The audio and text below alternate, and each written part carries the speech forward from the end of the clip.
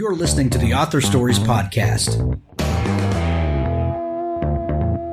bringing you the story behind the stories and the storytellers. Margaret White, Terry Brooks, Sheena Kamal, Matthew Quick, J.T. Ellison, Walt D. Williams, Brad Thor, Corey, Dr. O, Brandon Sanderson, Robin Mom, Ernest Klein, Jim Butcher, Sherwin Harris. Visit hankgarner.com for archives of all the shows. Today's guest is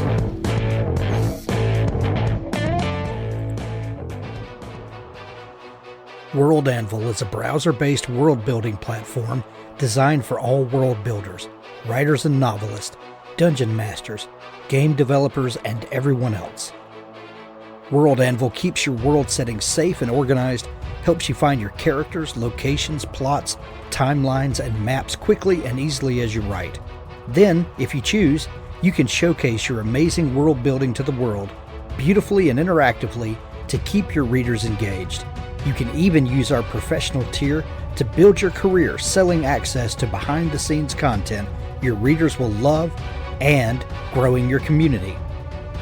Build your world setting in any genre with over 25 custom-built world-building templates, complete with prompts to inspire your creativity. Allow your readers to explore the public parts of your world in an innovative new way with interactive maps, timelines, and wiki-style articles. Give special access to co-authors, beta readers, customers, or patrons to see exclusive behind-the-scenes content. There's a free version to get started with all of the major features. Guild membership offers you a host of extra options, including comprehensive privacy settings, co-authors, presentation options, and so much more. Join our community of over 800,000 world builders, including professional authors. Take part in competitions and learn more about world building at this fantastic online community. Use the coupon code HANK to get 20% off all 6 and 12-month subscriptions. WorldAnvil.com. I'm a recent convert and I know you will be too. Well, thanks for joining me again for the Author Stories Podcast, where I bring you the story behind the stories and the storytellers. Today, I'm really excited to have Barbara Sapienza on the show with me today. She has a magnificent new novel. It's called The Laundress, and this is something that you definitely need to have on your shelf this year. Welcome to the show, Barbara. Thank you so much. I'm glad to be here. I'm excited to have you. Thanks. We begin each show with the same question, and that question is, what is your first memory of wanting to be a writer or storyteller? Well, my first memory of wanting to be a writer is strange. I wanted to write. I wanted to handwrite. I didn't know that I had a story, but and I didn't really want to write until much later in my life. I remember, though, in my family that my old Italian relatives were great storytellers, and so there was always an oral story about, old Antonio who missed the boat or got hit by the train, or there were always these stories, and they stay with me now, and I think they come through in my writing. So this but was... yeah. No, go ahead. I'm sorry. But I didn't really have an urge to write until I got much older. So this was it was kind of family tradition for you that storytelling was just something that was handed down and was kind of part of the fabric of your family. Yes, Yes, exactly. Gotcha. Barbara, did you ever have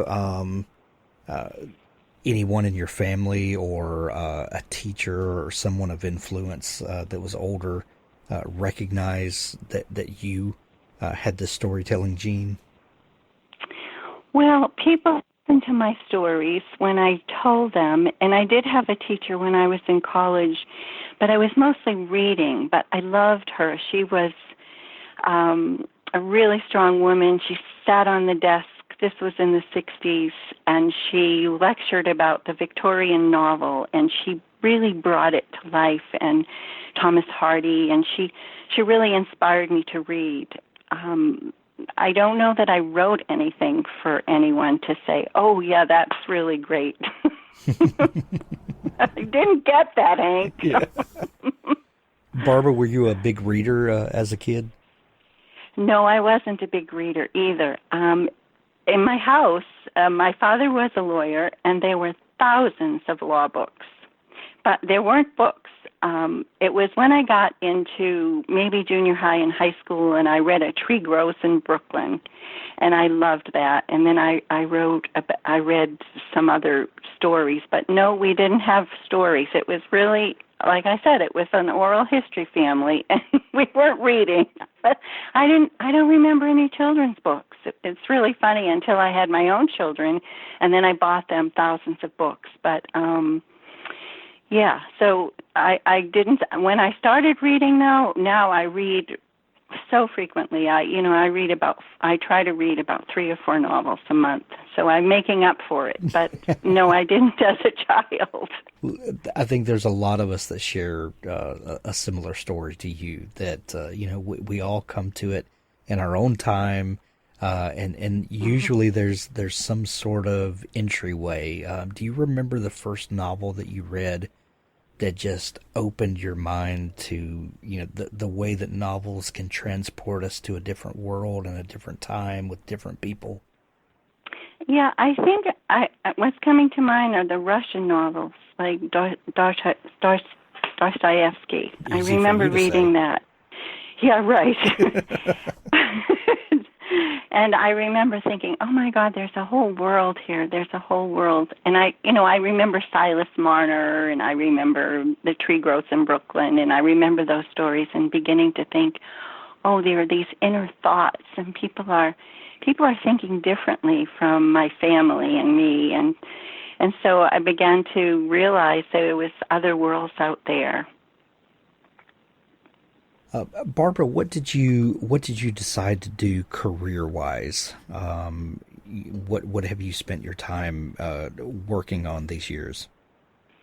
Well, I started as a teacher, and then I went to special education, and I taught kids who had physical disabilities. And then I realized that I really wanted to be a psychologist, and so I went to graduate school and became a clinical psychologist for many years, and had a private practice, and saw people individually and in small groups, families, and couples. So that's what I did as a career. So you spent a career helping people understand their story, their what makes them who they are? Exactly. We all have stories, and we all have beliefs about ourselves, and they come from somewhere, and sometimes they're limiting, and sometimes the best parts are what we want to keep, and the other parts we want to start to explore and understand, and maybe we can't let go of them, but maybe we can not let them lead us. So yeah, the stories are interesting, and some are just stories in a certain way and may not fit who that person is. So it's all very like being a detective in a certain way for them. Right. Barbara, at what point did you decide that you wanted to write a novel? What was it that triggered this thing in you? Well, it was interesting, Hank. It was a time when I had just finished a long course of study, my dissertation, my research, and I had just taken the licensing exam to become a California psychologist. And I sat down that day, and stories just poured out of me, stories that, of my life. I fictionalized everything, but they were stories that I needed to see. And I ended up writing a novel then. I wrote it rather quickly, chapter after chapter, and then I worked with some editor and got it in fine shape, and then I sent it out, and it never got accepted. I got some good feedback. You get those letters, oh, this is a great, blah, blah, blah, but we can't take it. right? Yes. So I actually have it. I always say to my friends, my first novel is sitting in a little coffin underneath my, in a box, a Kinko box, next to my bed. You know, it's still there. But that was the beginning, and that was like in 1992, and I was in my mid-40s, and that's when I wrote my first novel. So what came to you first about that first novel? Was it a character? Was it a situation? What was the thing, the catalyst that started that off for you? Well, I think it was pain. The catalyst was pain. I wanted to see some pain that was in me that I had not named, and I wanted to understand myself. Here I had just gone through this rigorous course to become a psychologist and my own therapy, but when I wrote, I really got close to that pain of the child, and I think the first scene of that novel, I'm having the woman, her name I think is Leonore. She's going up a hill to a park, a state park, and she's going to bury something. And that's how the novel started. And that was, I think, in retrospect, my attempt to see and then put away some long-standing pain. And so I think the novel was born out of grief, really. It's so interesting that that the act of novel writing could get you closer to those feelings than even therapy. That says something about the writing process, doesn't it? Yes, it's powerful. It powerful. Is. Yeah. Mm-hmm. So the first book that you read didn't get published, and I think a lot of us share that story. I think a lot of us have a desk drawer novel or a trunk novel or three. We have it in the coffin somewhere. That's right. It's in the coffin somewhere. Yep. And so that one didn't see the light of day. But there's this weird thing about writers that just because something doesn't work out one time, we'll go back and we'll try it again. What was the idea for the second novel that you wrote? Well, I've written 5 novels, and 2 of them have been published. And I guess the second one came after that. It had to do with people's lives intersecting on a corner of the street in San Francisco, and then I went into each person's life and trying to make family, trying to connect people up. And that seems to be a theme for me. I remember hearing Ann Patchett once say that I write the same story until I finally don't, something like that. And I think I'm writing the same story, and that one was about connection. And then I wrote another one, and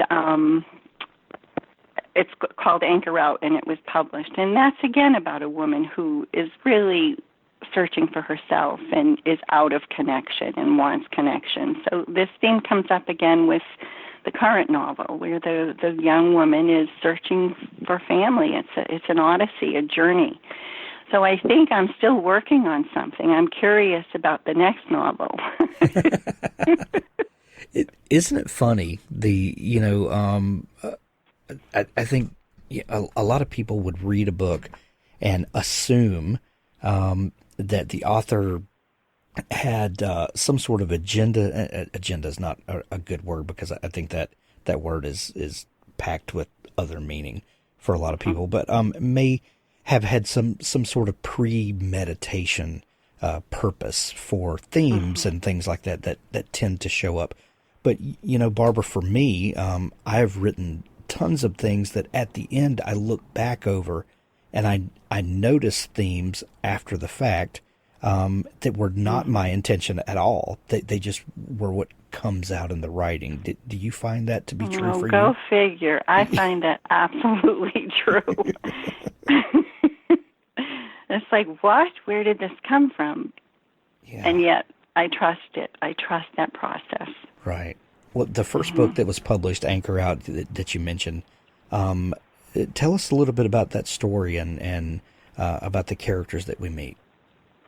Okay, well, the story is about a woman. She's 60, and she, for all intents and purposes, looks like a bag lady.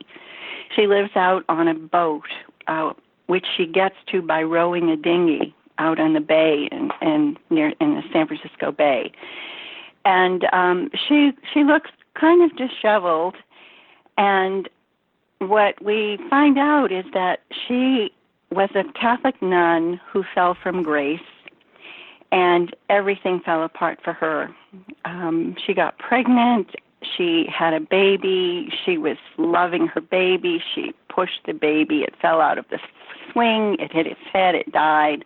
She goes to the boat, and she doesn't know really whether she wants to live or die. And she meets these incredible characters. You know, she meets Henry and Russell, and they live on each side of her, and one is a very old man in his 80s, an Austrian man who rows in and out every day, too. And she meets this community, and she also remembers that she's a painter, and she starts to paint the story of her life, you know, the Mary Magdalene, who was probably her identification person, and she paints all these things, and eventually through painting she sort of finds herself, finds her family again, and so it kind of goes like that.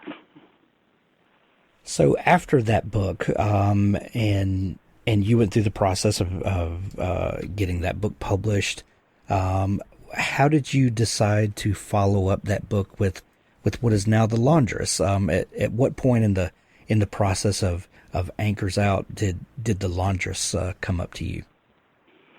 Well, I was starting to take classes, Hank, and I was taking classes at San Francisco State in the senior program. I was 65 when I got enrolled in that. And I was doing a thing about a character, like think of a character. And this Lavinia came to me, and she was kind of quirky. She chewed gum. She drank double espressos. She twirled her hair with her finger.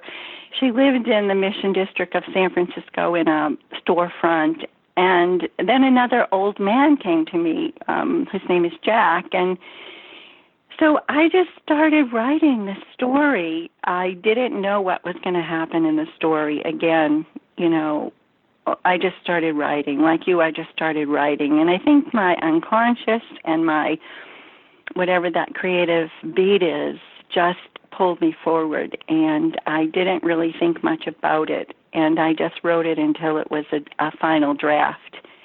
And then I worked on it for quite a couple years, editing it, you know, leaving out unimportant stuff and trying to find the thread of it.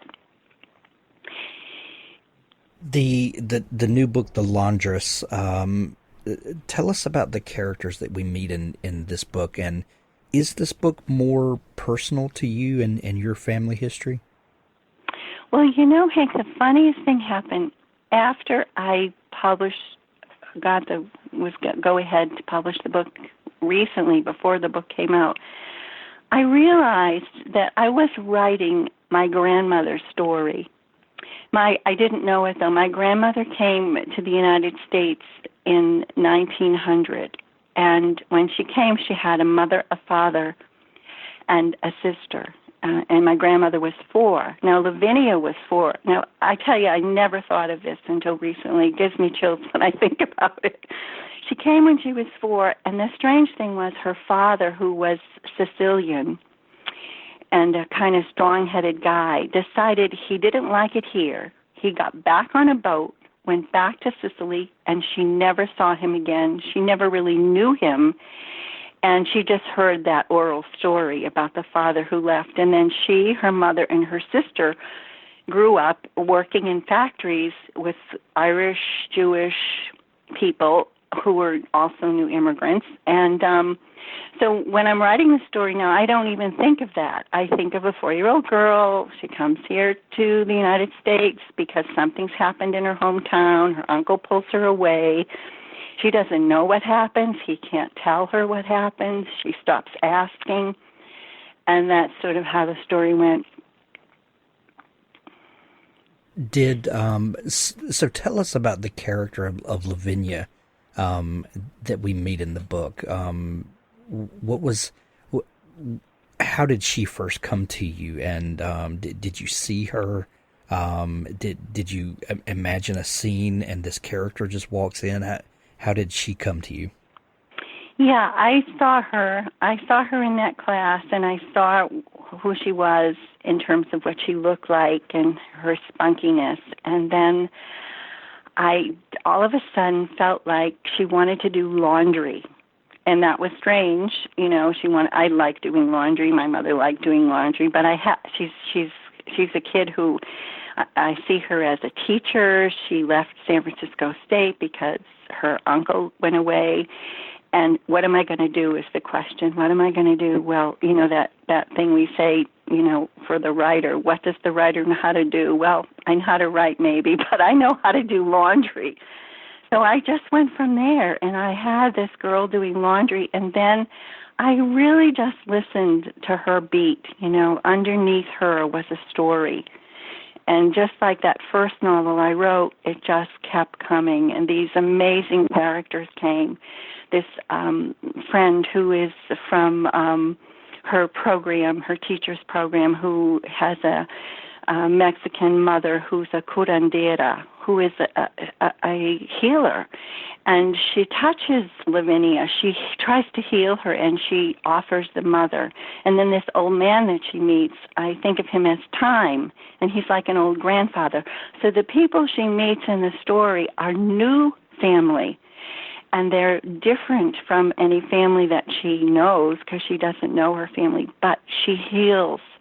She heals in their presence, and she meets a lover, Mario, at the coffee shop. And so now she has a friend, a mother, a grandfather, and she has a lover. And so all these parts of her are, I think of them as a psychologist. I think of them as, in what would we say, with the Greek gods and stuff, each god has a role. There's the warrior, and there's the good mother.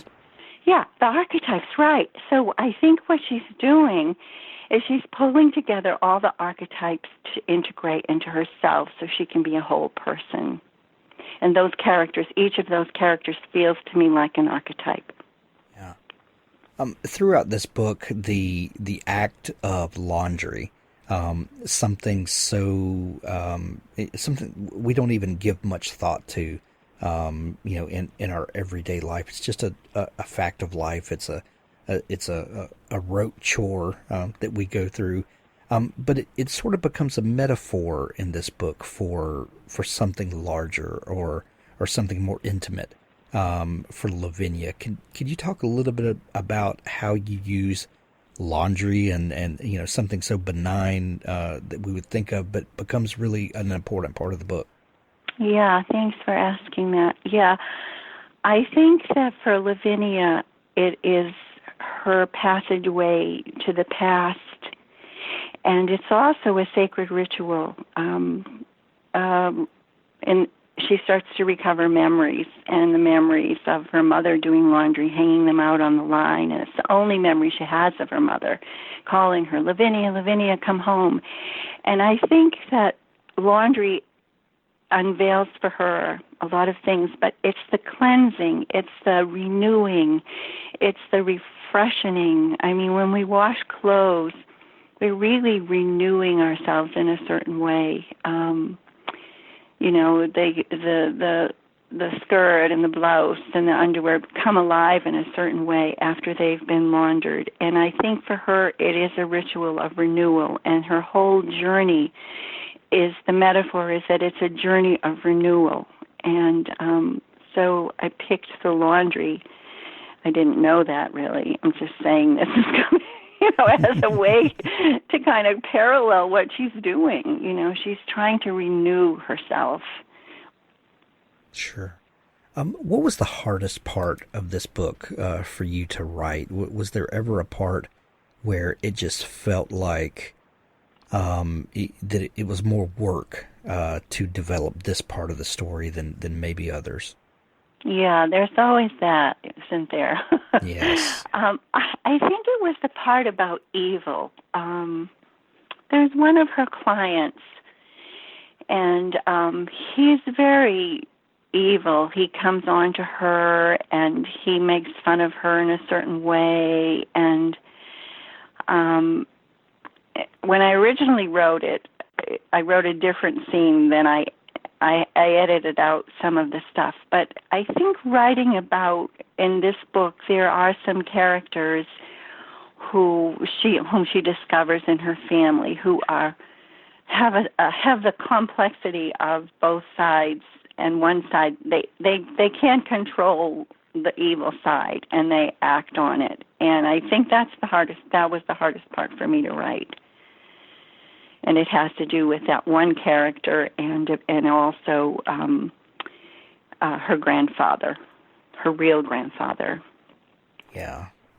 At the end of writing this book, Barbara, we talked a minute ago about the themes that emerge after the fact that we didn't necessarily intend.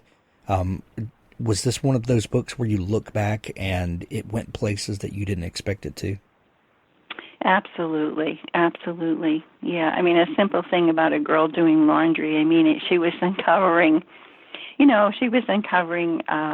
sins of her family and, right. and being able to maybe accept them and move on in her life.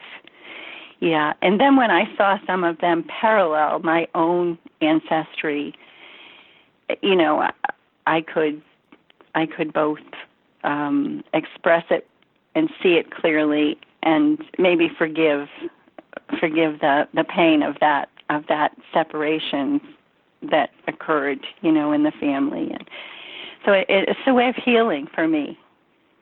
Yeah, I can see that. Barbara, what are you working on now? Is there another novel in the works? Yes, I'm working on a novel. It's called The Dream Being, and it's based on a Russian fairy tale called Vasilisa the Wise. And it's pretty crazy. There are witches in it, and there are broomsticks and all the things you think about when you think of a Russian fairy tale. And one of the characters is Baba Yaga, who is one of the main characters in Russian fairy tales. And so, yeah, I'm writing that. And I think it's about women's intuition. I'm not sure yet. But I think it's about how do we follow our intuition when we get deep into the forest and we don't know where we're going. Can't wait to see where that goes. Me too. The Laundress, the new novel, is available everywhere now when you're hearing this. So there are links to it in the show notes. Barbara, is there a place where people can read more about you and find out all the great stuff that you do online? Yeah, I have a website. It's barbarasapienza.com.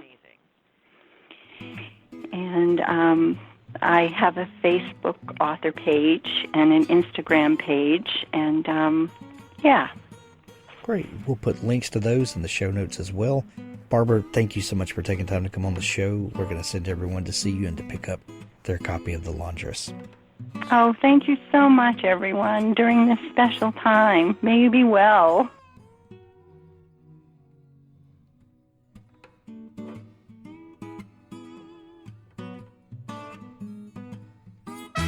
Authors, I have a fantastic new service to tell you about. It's called PubSite.